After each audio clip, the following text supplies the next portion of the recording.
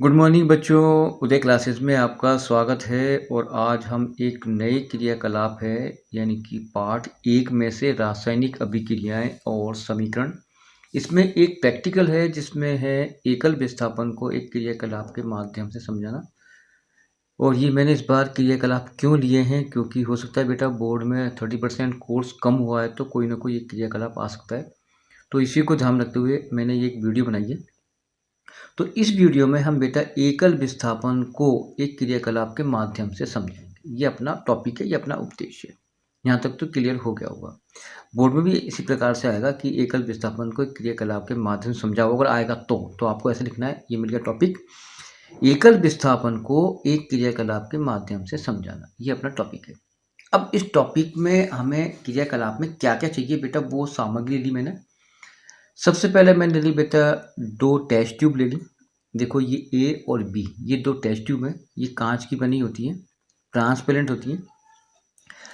और फिर ले लिया मैंने बेटा CuSO4 का विलयन यानी कि कॉपर सल्फेट का विलयन, घोल मतलब पानी में घुला हुआ है। और 3 ले ली बेटा चमकदार कील और कुछ ले लिया धागा। ये आइटम चाहिए अपने को, तो ये मैंने ले लिए। अब अपन क्रियाकलाप को समझते हैं बेटा। ये देखो आपको 3 चित्र दिखाई दे रहे होंगे। ये बेटा ये 3 कीलें हैं लोहे की चमकदार, 3 लोहे की चमकदार कीलें, इनमें जंग नहीं लगी हुई है। ये बेटा धागा है, किसी भी रंग का हो सकता है, ठीक है। और ये तो मैंने आपको क्लियर कर दिया। ये कॉपर, ये आपकी 2 टेस्ट ट्यूब हैं। इन दोनों टेस्ट ट्यूबों में आधी आधी बेटा हम कॉपर सल्फेट के घोल से भर देते हैं। इसको भी दोनों को भर दिया, ठीक है।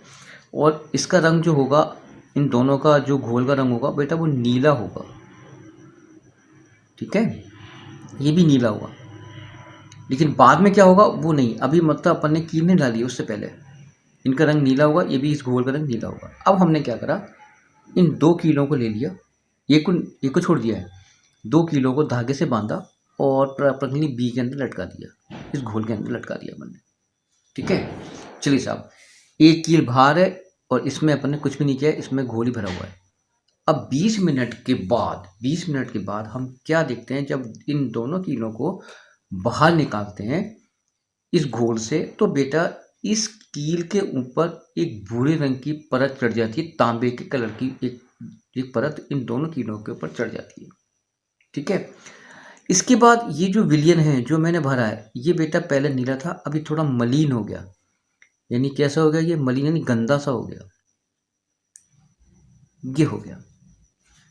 अब इसके बाद हमने इस प्रश्न में देखा तो ये प्रश्न बिल्कुल एकदम, इसका रंग बिल्कुल नीला ही था, इसमें कोई भी कलर चेंज नहीं हुआ। अब हम देखते हैं इन कीलों की जब तुलना करते हैं तो ये कील तो वैसी चमकदार थी, इन दोनों कीलों पर एक भूरे रंग की परत चढ़ जाती है। अब इसका निष्कर्ष निकालें, पहले देखते हैं रासायनिक अभिक्रिया क्या हुई।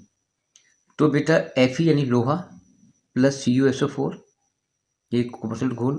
तो बेटा क्या होता है, Fe ने बेटा इस Cu को तो विस्थापित कर दिया और SO4 से जुड़ गया, यानी कि बन गया FeSO4, है ना। और क्या बन गया, Cu। इस FeSO4 के बनने के कारण बेटा इस घोल का रंग कैसा हो गया, मलिन हो गया, यानी गंदा सा हो गया, ठीक है।